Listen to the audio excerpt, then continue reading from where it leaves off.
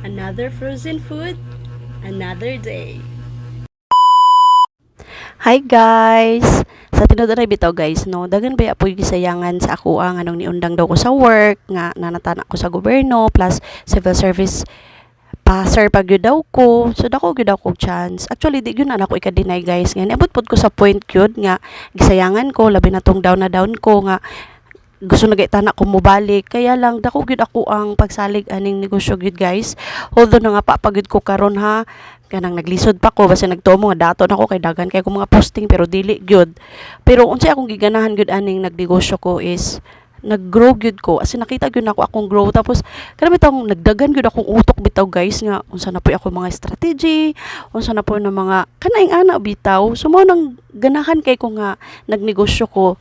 Tapos pero guys ha, ayaw lang ninyo misunderstood ang ako ang statement kay sa tinud-anay grateful kaayo ko sa duha ka company nga ako ang gitrabahuan. Ang isa private school man to, yang isa katong sa niya lagi kay nga no, until now friend pag yun nako ako mga friendship sa ako na, tapos mang suporta gyud sila sa ako ang business. Tapos dagan po ko'y mga lugar nga naatuan gyud while na ako nagtrabaho labi na gyud sa niya, grabe kadaghan mo nang grateful kayo ko, but mao lagi na